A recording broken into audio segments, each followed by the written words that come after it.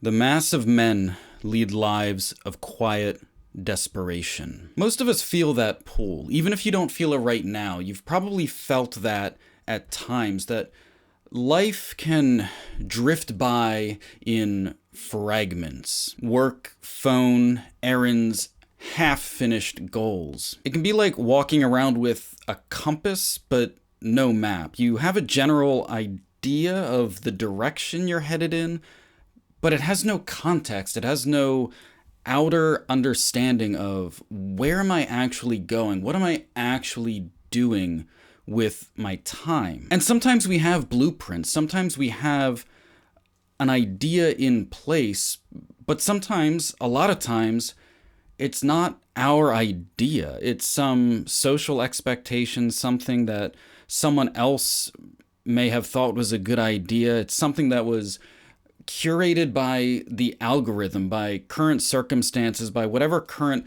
crisis you find yourself in. The drift can feel normal because it's quiet. It doesn't feel like it demands that much of you. Just your time, just your life.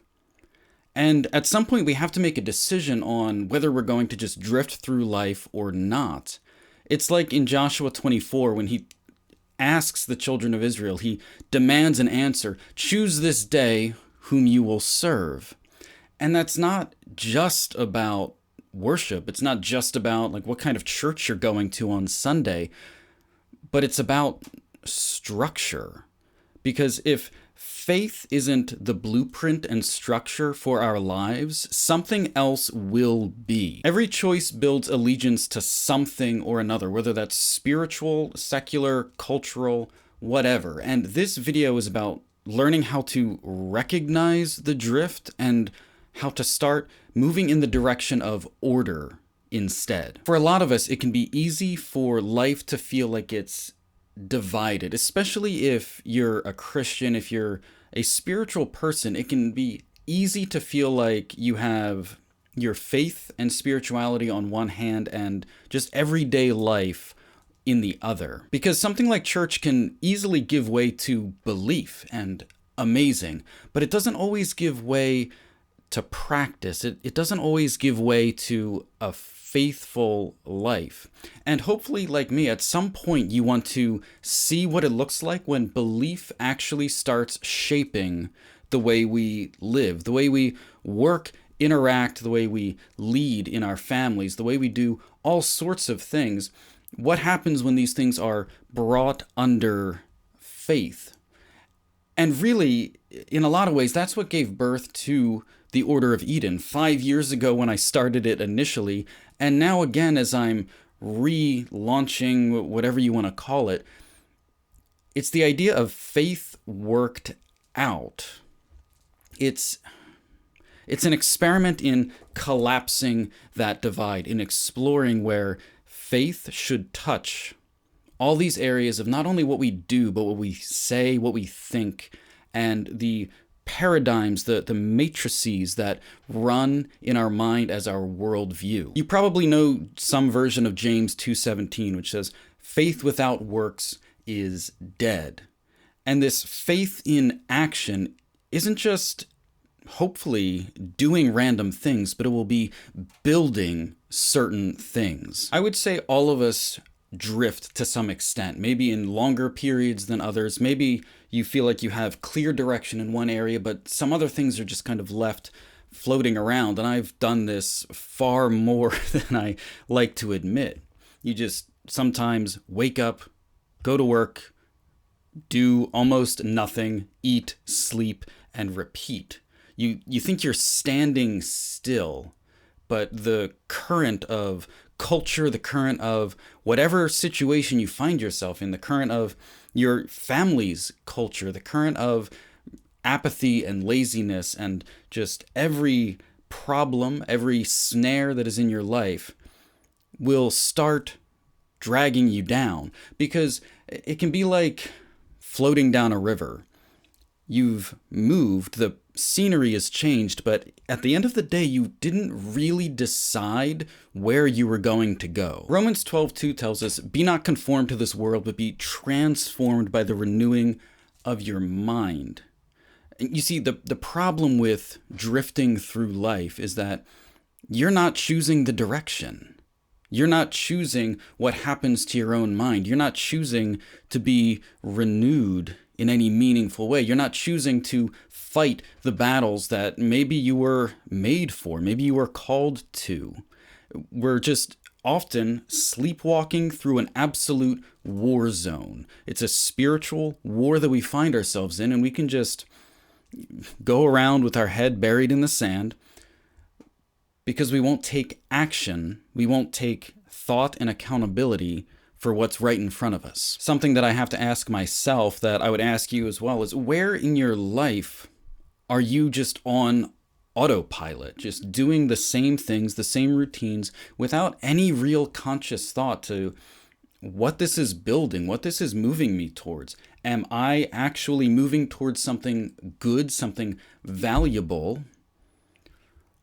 Or is life just taking me down that river? Is the world just passing by as I sit around doing nothing that I'll remember in a week, a month, a year, let alone be proud of at the end of a lifetime? And ultimately, at some point, we have to reject and push back against this thing that's going on with us, because every meaningful event, every meaningful story even, begins when someone rejects or is called away from the status quo to start doing something different that is going to be hard, that is going to be difficult, that is going to be complex, and stretch them, hopefully you and me, beyond what they thought they were capable of.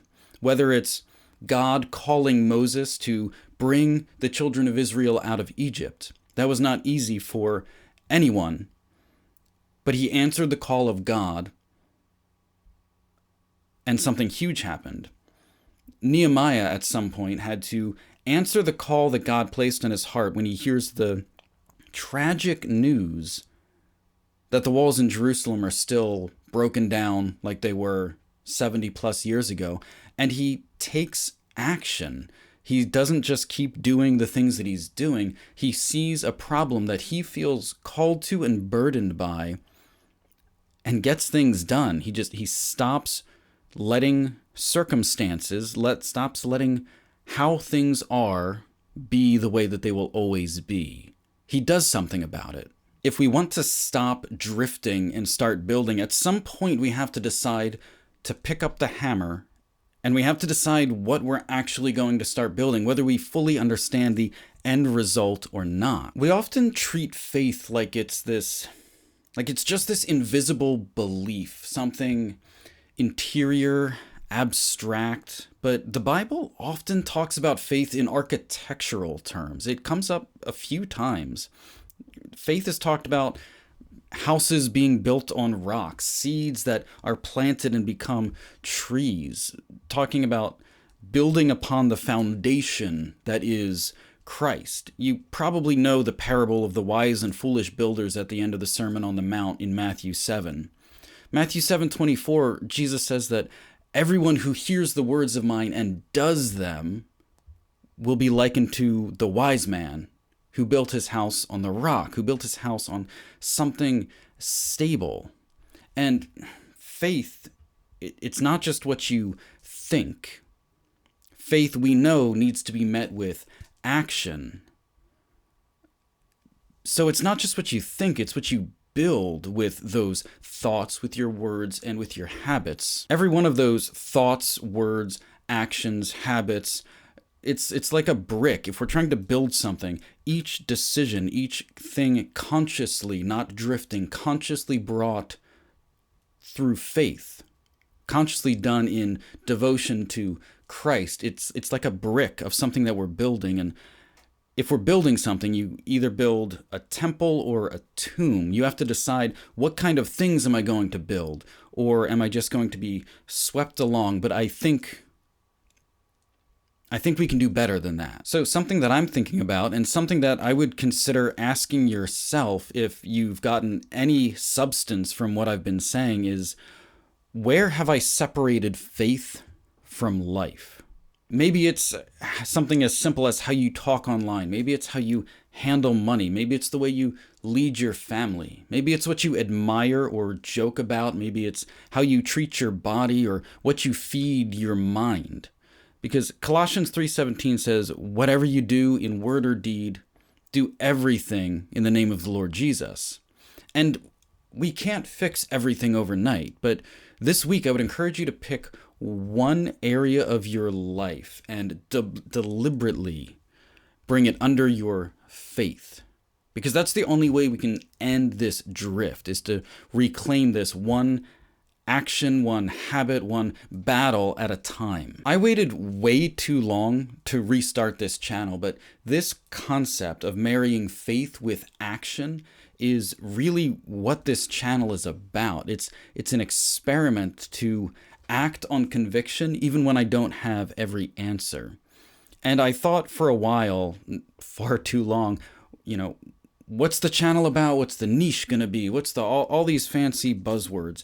And what I want to do with it, I finally came up with something akin to a mission statement. It probably isn't right, and maybe it will evolve and get tightened up a little bit. But what I'm thinking for this channel is, the Order of Eden exists to make faith manifest in every area of life, blending personal reflection, philosophy, theology, spiritual practice, and disciplined engagement with culture, politics, and leadership. It explores the mysterious and extraordinary with wisdom and discernment, nurturing growth, kingdom-minded ambition, and a legacy for future generations. And that's not just my mission.